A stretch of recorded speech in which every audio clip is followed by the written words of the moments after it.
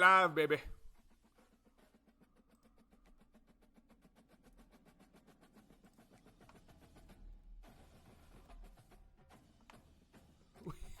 We live, baby. Ooh, we got Cody Cam tonight. Yeah. Today. Well, I can't hear Cody. He's definitely talking. I can't hear him, so that's tough. I have it muted anyway, or else I'll just get wrecked.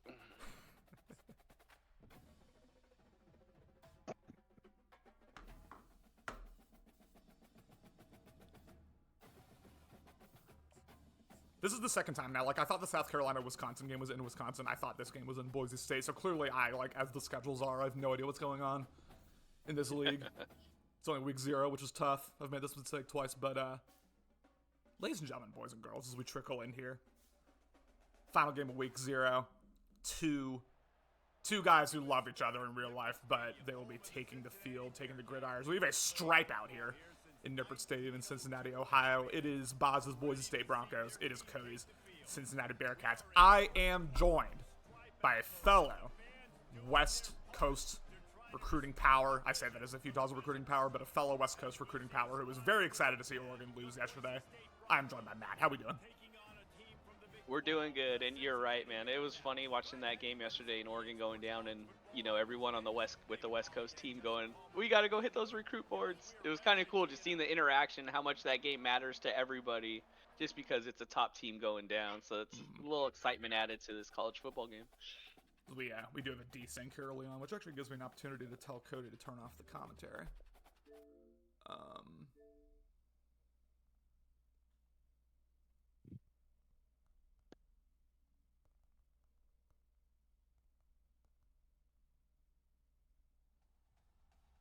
But yeah, this gives us a opportunity to kind of preview this game real quick.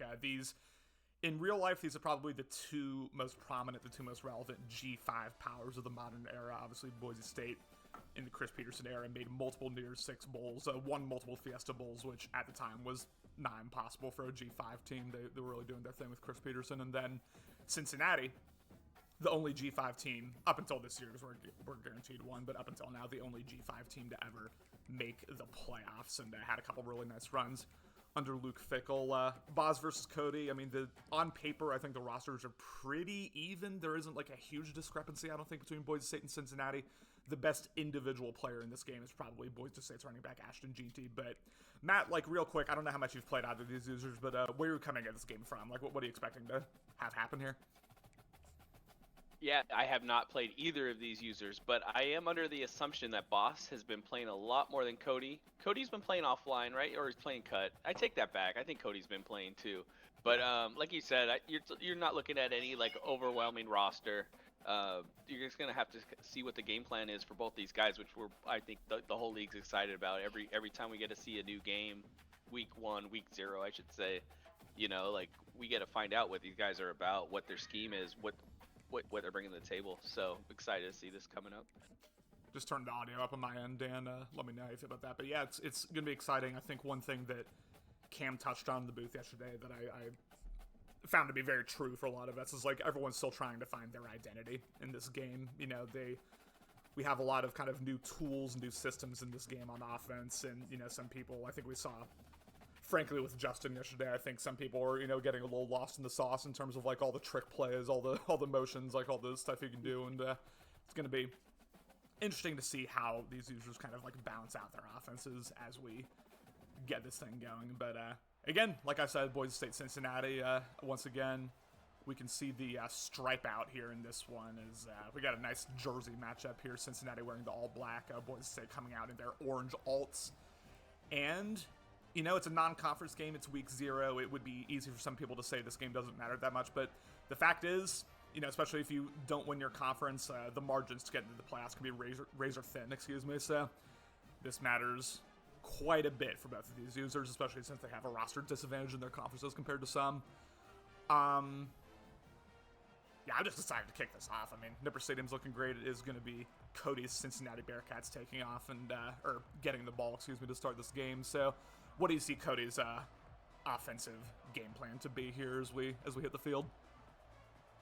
I think Cody's gonna be air raid. I really do. I think he's gonna really test Boss's defense. Test the secondary, test his user, see where he's at. I think he's going to come out firing.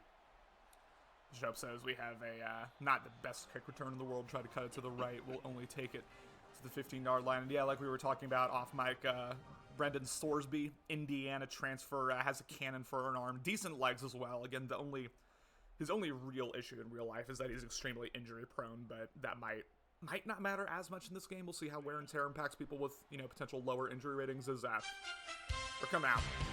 Because I already have some buffering here. I might have to take it down to a lower quality, I'm sorry, but we already have some nickel double A gap, as did not read the lane extremely well, though still able to hit the outside there is the running back, jukes a man and gets it all the way to the 35-yard line, as we have a subscription from Phil, the man who, and we can talk about this, Matt, the man who pulled off a shocking upset yesterday and was able to beat those Oregon Ducks.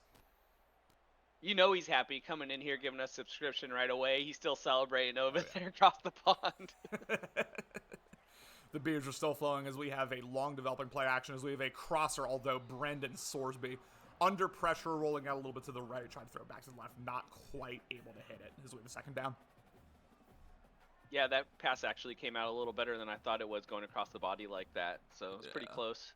Just couldn't quite reach. Yeah, I mean, he had two Boise defenders in his grill, and real quick, Phil is asking for score predictions. We see Dan saying Cincy 45, Boise's 27. I think it's gonna be a little more competitive than that. I do have Cincy winning, as we have a touch pass that hits number 9. And I'm sorry, y'all, like, due to the lower quality here, I can't quite see the names, so we're gonna be going off numbers here. But nice jet touch pass there, goes for a first down. But what's your score prediction for this one?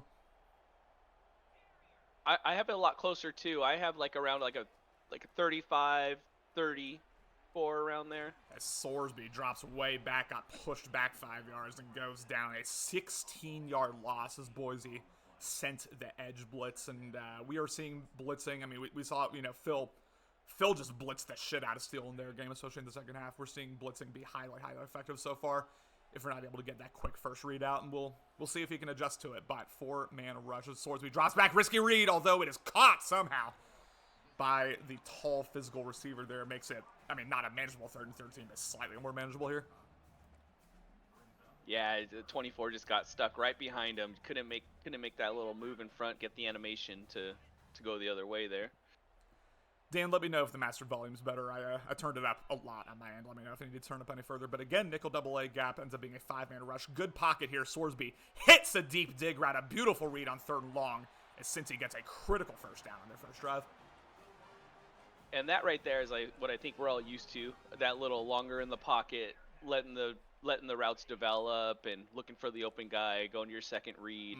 And lately that hasn't been the case after the patch, so we'll see if that continues here.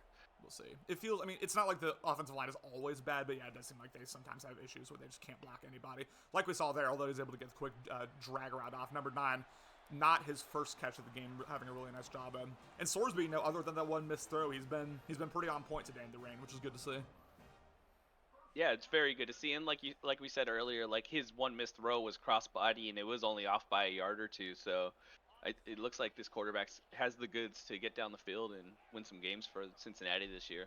A lot of nickel double A gap here from Boz, which is interesting, as he does send another edge blitz. And Sorsby steps up, recognizes the pressure, and you are seeing the wheels there. An athletic quarterback, deceptive speed, some might say, given his player build, but he does have it, ladies and gentlemen, and we saw it right there, 1st and 10. Again, recognize the blitz really nicely, as we are going to have a wide receiver mid-screen. These never work for me, but it's going to work for Cody here. Takes it to 3-yard line, and this is honestly one of the more impressive drives I've seen from any user so far, is what we're seeing Cody put together right now. Yeah, that was nice. I thought Boss was usering that guy on the flats there, but he wasn't, so he just kind of, the AI just kind of went the wrong way for some reason after covering the screen correctly. But, I see. He went out to the wide there, and then the screen got it. Okay. Yeah. No, that was a mid-screen where they come back towards the ball, back towards the middle of the field. And, I mean, like I said, that has never worked for me in this game, but it worked for Cody. And now we have a 2nd and goal, and it's going to be where it is so difficult to punch it in, as we have a fake jet touch pass, hands it off, and there are 2 Boise State defenders waiting in the A gap there. Now 3rd and goal.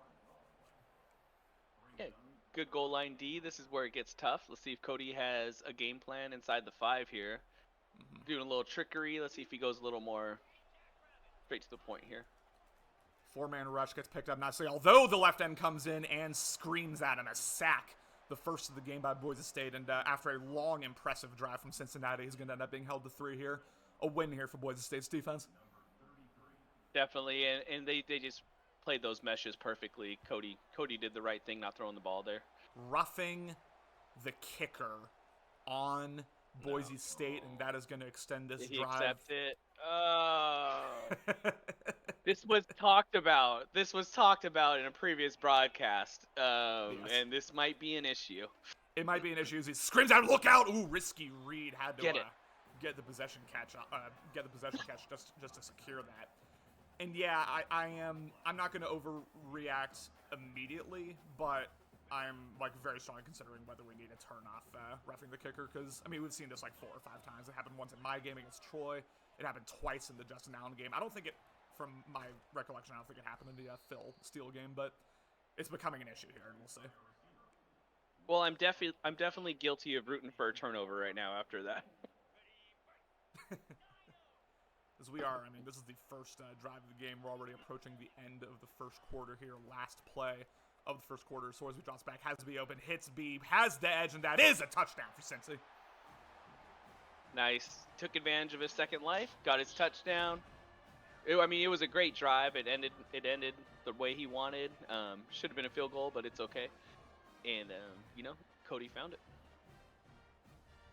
Cody found it. Yep. I mean, got bailed out on the roughing the kicker, but got to take advantage of it, and we're going to see the extra point up and good. A beautiful drive, honestly, from Cody. Took the entire first quarter, which was tough for Boise State, and now we're going to see, the Ashton Jeanty-led Boise State Broncos take the field for the first time. This is not the most intimidating run defense in the world that they're going against, so I am expecting to see a heavy dose of Ashton Jeanty, as that is a atrocious kick. Kick at the 20-yard line. He must have forgotten about the about holding it there. And as they'll take it to 25, now we're going to see Boise State take over. What do you think his offensive keys are?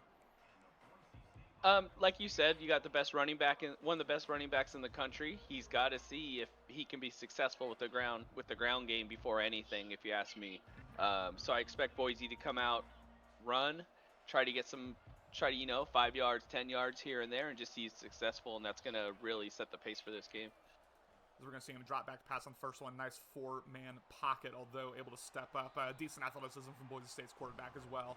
Had some time there, but I think he's all too aware of these quick block sheds that some of these D linemen are getting, so took his easy 4 yards.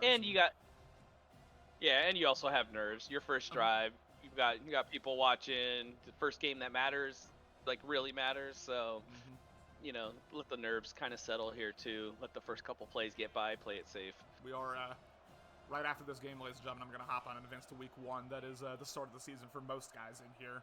I don't remember most of the matchups, so I couldn't really tell you what's going on. As we have a quick dump off here. Ashton Jeanty with his first catch. Tried to juke a man. Not able to get the first down, but it's going to be a pretty simple 3rd and inches here for Boise State. He got the juke, just got his foot caught up a little there. Almost had the first down. And Phil and Steele, and Phil's talking about it in the chat now. They're talking about the game feeling slow. That was not my experience at all against Troy, so I don't know. Might have been a UK-US thing. I don't know. Jeanty with space here, and look out! Ashton Jeanty gets past the second level, takes past midfield all the way to the 45, and as we are starting to see, again, in my opinion, the best player on either of these teams, Ashton Jeanty, make his impact on the game.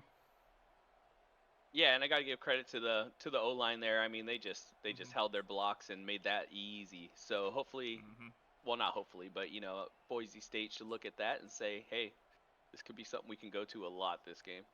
Absolutely, and like I said, it's not like Cincinnati has the most imposing front 7 in the world. So even with a mediocre O-line, you should be able to get the run game going pretty consistently. As Ashton Jeanty takes a breather on this play, replaced by the backup running back. He will drop back, 4-man rush as it gets through, and I'm not seeing anyone open. He might try to hit that wheel. That is a risky read. Look out. Intercepted by number 20. And will this be a pick 6? Tries to cut it up the left. Look out. The blocking setting up. Woo! Last man to get him down. There's number 85. But just never had that open. Tried to hit it, and now Cincinnati's going to take back over. It always looks so good when you're rolling out. You see one-on-one. You're like, I got this, and it never works. You never actually have it. Yeah, it's tough. As we are going to see a shot play here. 5-man rush screams in as the drag route was there, but just not enough time to get it off. And yeah, it's It happens, I think, more so on, like, play action, where and that was a 5-man rush, to be fair, but, like, yeah, you get some really quick block sheds. So, I was about to say, I think Cody's gonna abandon the play action pretty soon here because yeah, it cost him a couple plays, absolutely. Especially because he hasn't really or established at a least. running game, though, although he does here, number 21 with a nice spin Ooh, and fights for every yard he can. Gain 7 there is going to make it a more manageable 3rd and short. But, ladies and gentlemen, let me get to the chat real quick.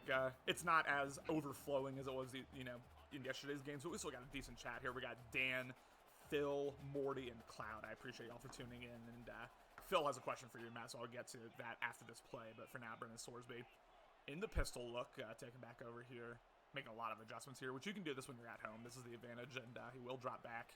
I'm not seeing anyone open. Good user in here. So he does a little switch stick. That's interesting. Dumps it, or doesn't dump it off. Excuse me. Hits the corner at last second. But Phil is asking, Week 1, USC versus Oregon. How are you feeling about that matchup? feeling pretty good. You know, he's gonna have to score more than 7 points against me. That's for sure. I feel like Phil knows I have a pretty decent offense to put up points. So I just have to not shoot myself in the foot, and I feel pretty confident going into that game. Seeing Phil do what he did yesterday really boosted my confidence some, and let's be real, like Steele has a lot of pressure on him Yeah. next week. I suspect that Steele's going to come into that game nervous as well, honestly, given what happened against James Madison. Like, he cannot start off 0-2 as we have a nice cut up there, made the most of that 3rd and inches. But I think Steele's going to come in pretty nervous. So if you can get, like, a quick early lead on him, have a nice kind of, like, long first drive ending in points, yeah, I can see that being a situation where it spirals on him again. I mean, yeah, can you imagine his cycle starting losing to JMU and then to Taint? Like, the guy will be broken. Read option. Sorsby has nothing, fumbles it, and Boise State gets the ball. That is a huge play for Boise State, who was looking like the game was starting to get away from them there. Stripped the quarterback as we see a couple surrender cobras there in the crowd, understandably. Yeah, that was big, and just more play action, more decisiveness, and just not enough time, and it cost them there big time. It cost Cincinnati there. So we see, I believe that's Malachi Nelson there, the quarterback, already cold today. 3-man rushes the right end, gets